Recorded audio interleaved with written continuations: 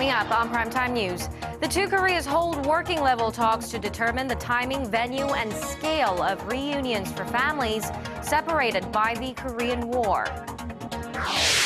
Rescuers continue their search for those still missing after a fishing boat capsized off Korea's southern coast on Saturday, but hopes of finding additional survivors are fading.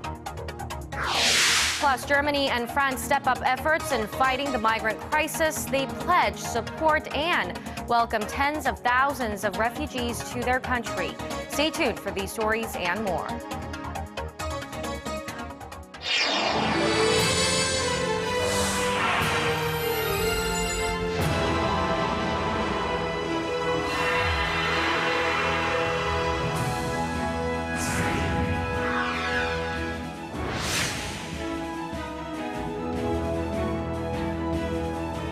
Hello and welcome to Primetime News on this Monday, September 7th. I'm Hwang Ji-hye. And I'm Daniel Choy. Thank you for joining us. Let's start with inter-Korean relations. The two Koreas are locked in negotiations at the border village of Panmunjom today as they try to set the date, location, and scale of a planned set of family reunions. The resumption of reunions for war-separated families was one of the key agreements reached during last month's high-level talks between the two Koreas. For more, let's go live to our Hwang Sung-hee at the Unification Ministry. Sung-hee, are the talks over yet?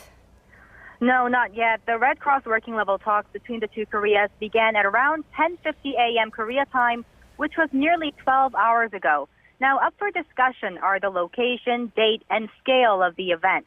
The reunions are most likely to be held early or mid-October following Chuseok, Korea's Thanksgiving holiday, at North Korea's Mount Kumgang Resort.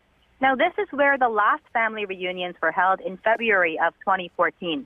The event is expected to be held in 2 rounds, allowing around 100 family members from each side to meet their loved ones.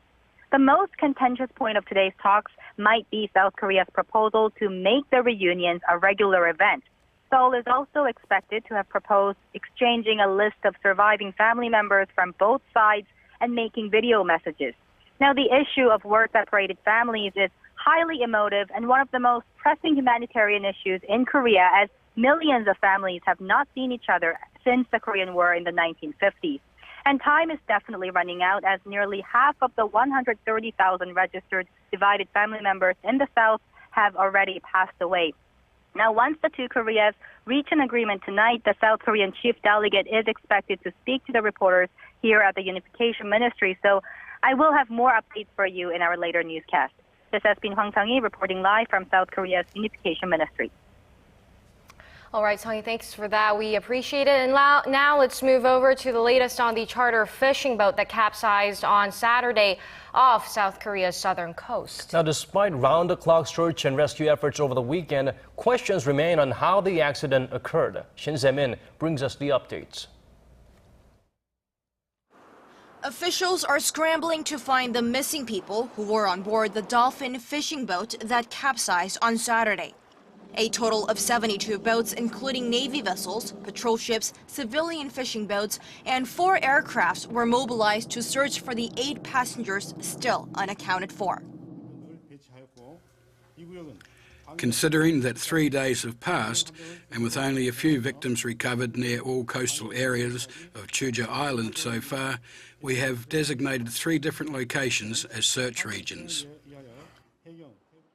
The boat with 21 fishermen on board lost communication on Saturday evening and was found Sunday morning near Jeju Island, north of Jeju Island.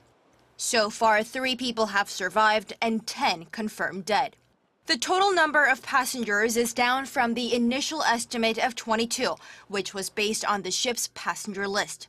The Coast Guard said the capsizing of the boat may have been caused by high waves, an investigation based on the testimonies of 3 survivors. Officials are also planning to launch a probe to determine if the boat complied with safety regulations. President Park Geunhye ordered the Public Safety and Security Ministry to do everything possible to search for the missing and ordered those in charge to provide accurate information on the accident. But Coast Guard officials say that after being notified of the boat's distress, the safety center was unable to confirm the boat's location within the so-called golden time and tried contacting those on the boarding list by phone. Although the Coast Guard eventually dispatched a rescue crew, it was sent to the wrong area misjudging the location of the ship, costing valuable time and perhaps precious lives, evoking memories of last year's Sewol ferry tragedy. Shin Se-min, Arirang News. President Park Geunhye visited her hometown today for the first time in 5 months. The visit is seen as a way to garner support with municipal governments to push ahead with labor reforms. Our Kim Ji-yeon reports. During a meeting Monday with senior officials in Daegu, President Park Geunhye urged both labor and management to swiftly concede to a deal to create jobs for young people. The visit is believed to be a way of showing her willingness to push ahead with labor reforms with the support of municipal governments. Her remarks come as the country's businesses and management have voiced concerns over difficulties in increasing investment and employment due to the rigid labor market. The challenge is to narrow the gap between full-time regular employees who enjoy more job security and higher pay compared to non-regular workers. President Park has made similar visits to the southeastern city before. Daegu is dubbed President Park's political hometown, where she became a party representative through a by-election in 1998. And it looks like the president's getting the support she's wishing for. President Park's approval rating released on Monday surpassed the 50% mark for the first time in around 10 months. More than half of 2,500 poll respondents by Real Meter show they were either satisfied or very satisfied with her performance. Her handling of the recent inter-Korean confrontation and her visit to China last week are thought to have helped improve her ratings.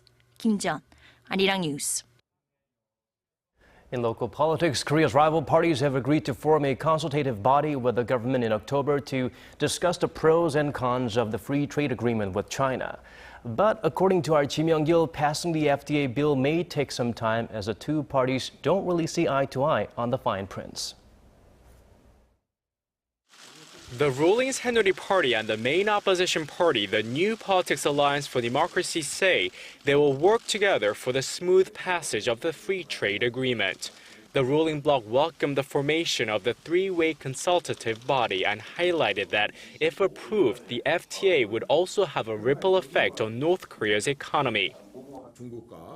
If the South Korea-China FTA is approved, a boost in trade between the two countries may render positive effects for the North Korean economy as well. It can also help stabilize the Korean peninsula and even help solve North Korea's nuclear arms program. The ruling bloc stressed that products manufactured at the Kaesong Industrial Complex will become more competitive as they will enjoy tariff reductions. With China being South Korea's #1 export market, the ruling party says South Korean companies will achieve better access to China's domestic market.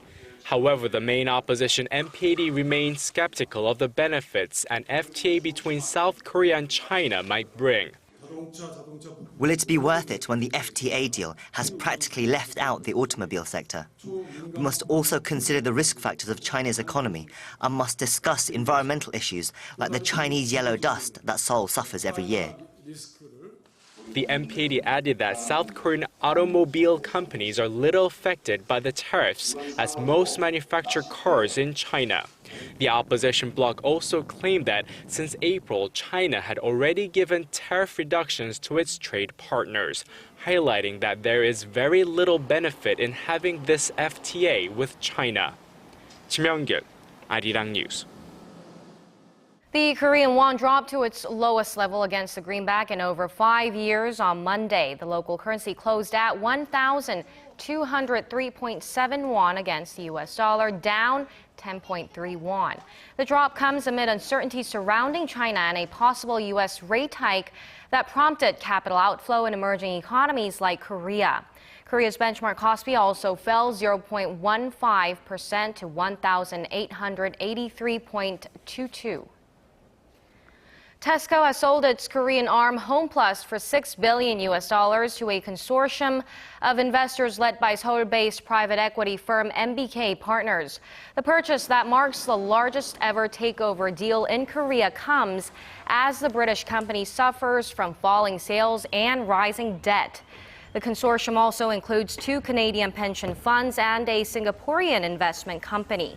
MBK Partners now owns Korea's second largest supermarket chain with 140 hypermarkets, almost 700 smaller supermarkets and convenience stores. Tesco is the latest global retail giant to pull out from the Korean market, following Walmart and Carrefour. Riding on the back of Korean wave or Hallyu, Korean cosmetics are gaining greater popularity. Korea jumped to runner-up in imported cosmetics market in China, overtaking Japan and the U.S. Lee Soo-eun has more. Cosmetics stores are must-visit spots for Chinese shoppers in Korea. It's no surprise to find them loading up on all the latest Korean beauty products at the duty-free shops. I've seen this makeup brand logo online. Don't all Korean celebrities use this product? With the rise of Hallyu or the Korean wave, K-beauty products and trends have also traveled overseas.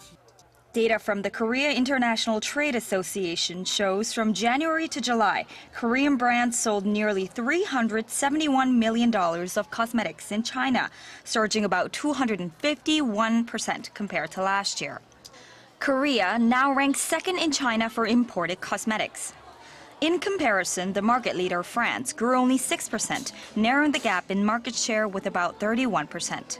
Korea now counts for 22% of the market, surpassing Japan and the U.S., which were last year's second and third place holders.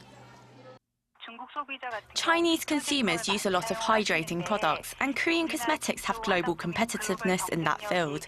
We're continuing to develop trendy products that will cater to Asian skin. In order to continue the K-beauty boom, Korea's cosmetics industry plans on carrying out China-specific marketing strategies and opening up additional distribution channels through China's popular online shopping websites. Lee Soo-eun, Arirang News. Moving on to other stories, thanks partly to advancements in high-speed internet and smart mobile devices, viral marketing is gaining greater popularity in a rapid pace. It's what more and more Korean companies are turning to as a way to boost business and create buzz about their products. Kwon So-ah brings us this report. 1.5 million bottles of this new citron-flavored soju flew off the shelves the month after its release. The popularity of this latest twist on Korea's trademark alcoholic beverage was all thanks to consumers who shared their experience tasting the drink on social media. Makers of this type of distilled drink often face tough ad restrictions, but advertising through SNS has turned out to be a perfect alternative. It's not only big companies that are cashing in from viral marketing. Francesco Nar, an overseas food sales manager, is losing sleep these days due to non-stop orders of an organic cabbage soup he sells. One of his customers lost around 5 kilograms in a week and posted the results on Facebook. The news spread fast. Within a month, we had over 1,000 cabbage soup customers. What is more interesting, that it's not me marketing the cabbage soup, but my Facebook friends that are selling it. Experts say this type of marketing can reduce advertising costs to a fraction of the bill for conventional ads. And to speed things up, there are even people who act as mediators, like this beauty blogger. Cosmetic brands ask her to use their products for free, even paying her to blog about them. Since consumers can't try out all the products and colors out there, I do it for them. Blogs are very personal, so bloggers give out information about the good and bad aspects of a product, and that's why people trust them. But some say that trust could be taken advantage of, leading to false and exaggerated posts that stretch the truth. I think TV ads are more reliable because they verify products and a lot is invested to make them. Rules on the use of visuals and other effects for TV ads are set by a broadcasting ethics committee. A similar system is needed for online marketing. Once that's fulfilled, experts say with social media extending its global reach, it's likely Korea's viral marketing style will go viral too.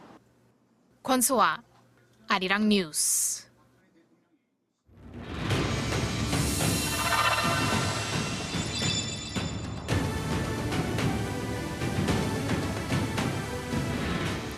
To help relieve the growing migrant crisis in Europe, the European Commission has asked EU nations to take in thousands of asylum seekers. And two of the top EU economies, that is France and Germany, have stepped up to the plate, agreeing to receive nearly half of 120,000 migrants over the next few years. Our Hwang Ji-hye has more. It's a crisis that can be brought under control, and it will be. That's what French President François Hollande said on Monday as Paris pledged to take in 24,000 more refugees seeking asylum in Europe. Germany has also agreed to accept more than 31,000 migrants over the next 2 years, in addition to some 10,000 migrants it had already promised to take in. This means the two EU nations will receive nearly half of the 120,000 migrants waiting for resettlement from frontline states, all under a quota plan proposed by the European Commission to distribute the growing number of asylum seekers across Europe. A record number of some 14,000 people crossed the Austrian border to arrive in Germany over the weekend, most of them fleeing wars in Syria. Germany, which has by far taken in the largest number of refugees out of all EU members, says it will also allocate some $6.7 billion to help provide housing and food for the desperate migrants. As Europe stands deeply divided on the migrant crisis, the UN's refugee chief has urged the European community to work together and come up with a collective effort to tackle the problem. Hwang Ji-hye, Arirang News. Now for an in-depth look into the developments surrounding the migrant crisis, we connect to Oliver Nguyen, reporter for Deutsche Welle, via Skype. Oliver, thanks for joining us. Thank you. Well, first of all, it seems most of the people seeking to find a new life perceive Germany as the ideal country to start over. Could you fill us in on some of the attraction factors there?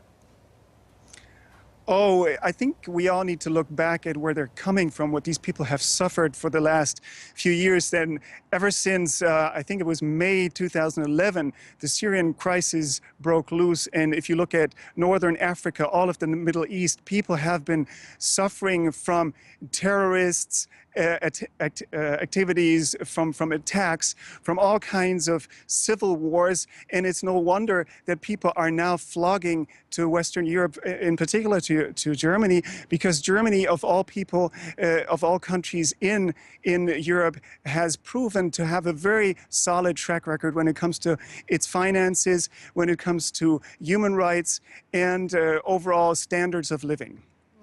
And we've just heard from Hwang Ji-hye's report, but Germany has pledged a massive support for the migrant situation. Is Germany making promises that it can keep? I think it's going to be a tricky game. It's going to be very, very hard to keep those promises, especially if you look at the overall numbers that we're here in Germany expecting over the next coming years. I mean, just this past weekend, we had welcomed 20,000 new migrants coming into Bavaria, which is in the south of Germany. Another 10,000 expected today. Overall, we're looking at 800,000 people potentially coming to Germany. And it will be hard to see all the communities, the regions, the federal states actually being able to cope with the influx of that many people, because we have already seen the communities struggle with the infrastructure that they have. They are looking for shelter. They're looking for people to help. So this new financial aid plan that's been talked about last night with the additional €6 billion are mainly addressed to, will mainly address putting more policemen in work, putting more 10,000 social aid workers into work to actually help cope with this many people coming in. Well, on the flip side of Germany is, of course, Hungary. Not being perceived in a positive light would be an understatement in terms of how they're dealing with the migrant situation. What is the rationale behind Hungary's, some would say, over-the-top response? Well, you have to understand its location. And I'm not saying that they should take a different stand on the topic, but they are bordering onto Serbia. They are just in the process of building a fence there these days, trying to keep people outside of Europe, because once migrants or refugees have actually managed to enter Hungary, they are free to walk about within Europe as they choose. So they have no interest to actually deal with these migrants. They have no interest to allocate any funding, any money to help these people. That's why the whole disastrous situation actually came about in Budapest and the surrounding neighborhoods of the main train station. So Hungary is trying to be very strict.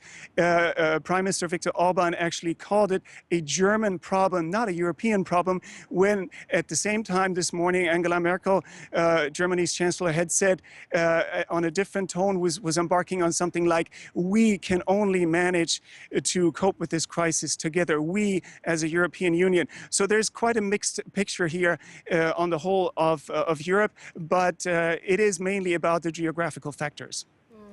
So the situation really differs by country. Thank you so much for your time today, Oliver.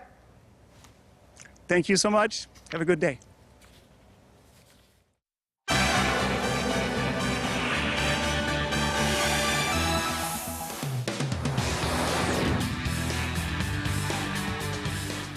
And for international headlines, we turn to Bruce Harrison in the news center. Today's focus: U.S. presidential candidate Hillary Clinton loses ground in a crucial primary state.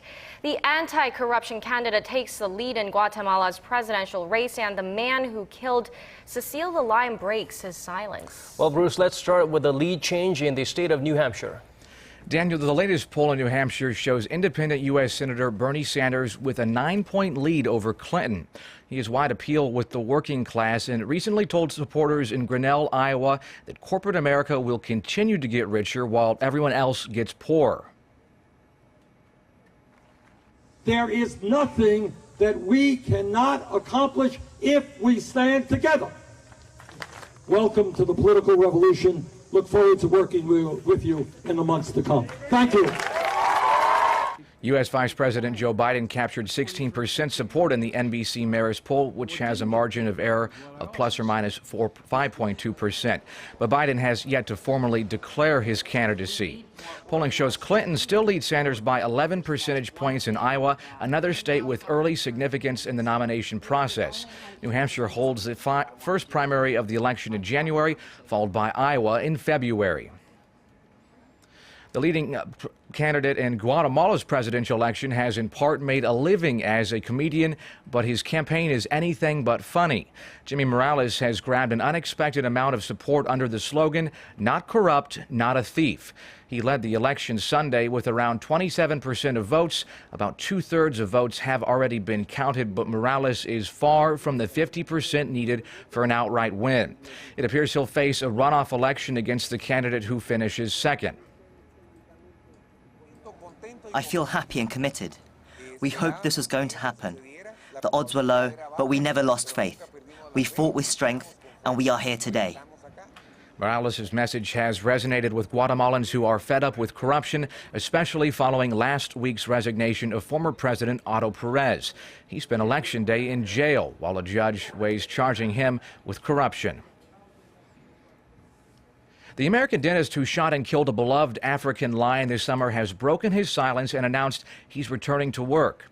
In his first interview with the Minneapolis Star-Tribune, Walter Palmer stuck to his story that the hunt was legal and he had no idea it was a famous lion he brought down with a compound bow. Palmer gained international attention in the news and on social media after a London news agency identified him as Cecil's killer. He told the Star-Tribune he's sad for the staff at his dental clinic because of how the attention disrupted their lives. The Daily reported Palmer declined to say whether he would abide by any request to return to Zimbabwe to answer legal questions.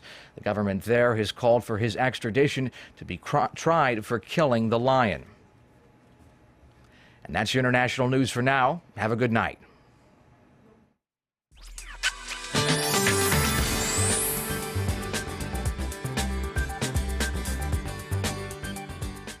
The week has kicked off under chilly conditions. We saw the morning low dropping down to the high teens, but temperatures quickly rose to the upper 20s, leading to a summer-like afternoon.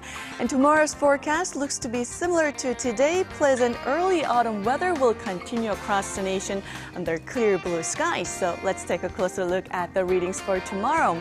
The lows will hover in the mid to upper teens across the nation.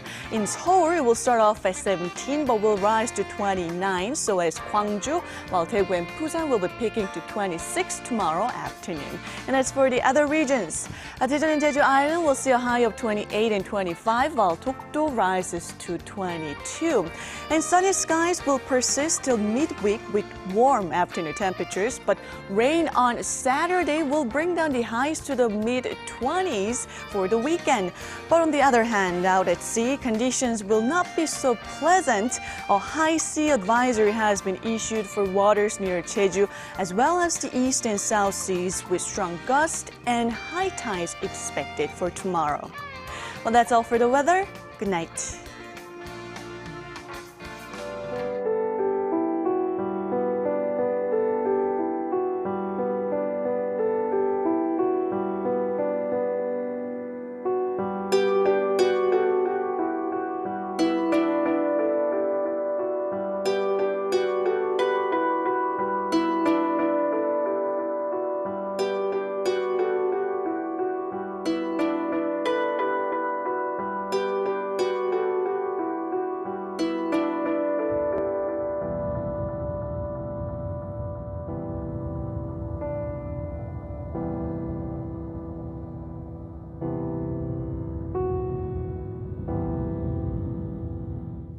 We've come to the end of this edition of Primetime News. Thank you for watching. We'll be back same time tomorrow. Goodbye for now.